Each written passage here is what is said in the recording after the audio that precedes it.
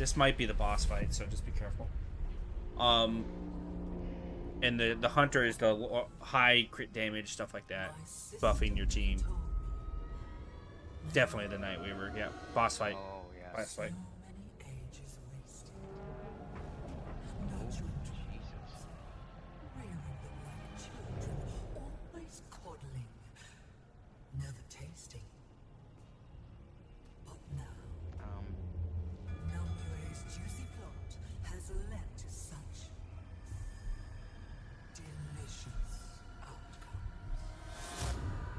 Dude, she's straight out of Nightmares. This world holds such delectable delicacies, but you, oh, you are.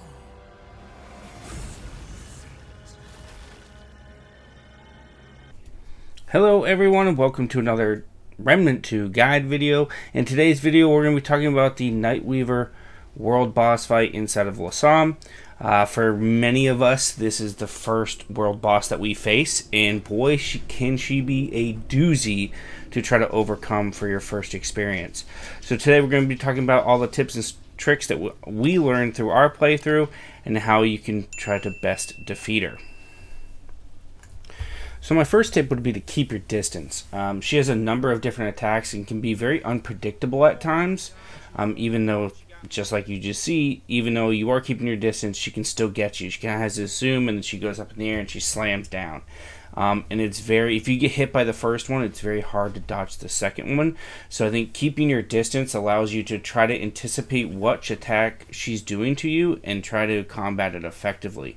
I call those little things she's shooting at us right now the moss. Moss, you need to wait until they're close to you and then roll out of the way, as you see, because they do have some good tracking. Now you can see she's just kind of spawning these little mites or little bugs. When she's actually spawning those bugs, that is the perfect time to damage her. She kind of opens up her chest and reveals her heart. And what that does is that essentially exposes a weak spot. So when she's doing that, that is the best time to do DPS. So if you're at a distance, you can create some time for yourself from when the bugs spawn until they get to you, and then that allows you to do more damage to her heart with your long gun. Once you're in this room, once you clear that first area, once you're in this room, we always use the top area up here because we kind of use this method of kiting her. And if anyone doesn't know what kiting is, essentially it's just leading the boss around.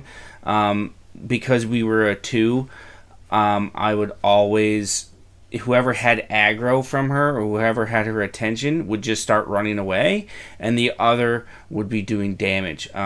As you can see there, I called my dog, I called him Commander. I called Commander out on her. I would just essentially at all times have Commander focused on her unless you need healing, because he will actually tell you where she is in the wall sometimes. If you watch him when she's in the wall, he will tell you. Speaking of the wall, if she goes into the wall, stay away from all the walls everywhere. She will come out and grab you. We like to use this room here as our, stay away from her. She's spawning bugs now. If we can get in there, we can shoot her in the chest and do some decent damage, but we don't push in. We try to. There's some decent damage there. You can see the 42 numbers coming up. That's what you want. It's almost worth it to just avoid her as best as possible when she's not in her bug spawning phase and when that heart is exposed, and just kite and move around as much as possible so that you don't take unnecessary damage. You can see when we damage her when she's on the floor or just chasing after someone, we do very minimal, only hitting her for about maybe 12 to 20. You can see a 30 there pop off, but it's very minimal how much damage you can actually do when she's moving and trying to attack you. I also suggest, as you see in the last two things, using as much healing as you possibly can. With how unpredictable she is, I think it's very important to have abilities that will heal you, whether that is the healing shot from the craftable inside of Ward 13, or you're using your dog in the support role that will also heal you on Howl. I think is important as well. Using fire rounds is very important as well. I think she takes excessive fire damage, as you see on screen, and that tick damage really does help while you're moving and staying safe.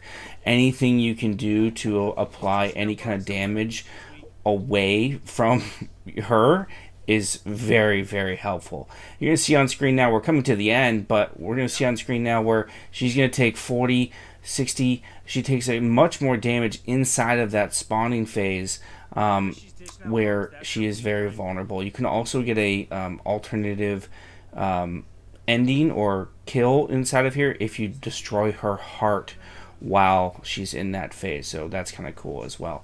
But you can see on screen now we just defeat her. Any questions, please put them in the comments below. I'm happy to answer anything you have. I know that was kind of quick. Once you get her down, you're gonna get a trait point, and you're gonna get a few other things. But what's most important, you're just gonna get these cream silks, these cursed cream silks. That is a crafting material that you'll need to bring back to the weapon mod crafter here. I can't remember her name. I'm so sorry.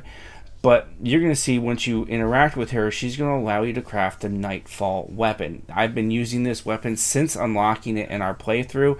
It is extremely OP. You can see entering the Nightmare Realm, it grants you lifesteal. It becomes fully automatic. And essentially you have unlimited ammo during that time as well. It's really powerful, really strong, and having that lifesteal has saved my butt many times in this game. So I highly suggest, if you are in Losmn, or if you're able to get onto a Losmn map in some way, do it, because this gun is super powerful and super strong, as you're going to see in some gameplay here shortly. Here we are at the range, and you can just see how much damage this really does. It holds about 10 rounds in the quote-unquote magazine, and then you can single fire in, and that each hit fills up your mod. The mod, once you then activate, can really pump out some solid DPS. There goes the mod activation. You can see it's fully automatic. I'm unlimited rounds, and I can just keep going. Now, if I did have some life, you'd see the lifesteal also going into play. It's huge. But I hope this video helped you all. If it did, please drop a like. Consider subscribing for more content from myself, and I'll see you all in the next one. Thank you very much. Bye-bye.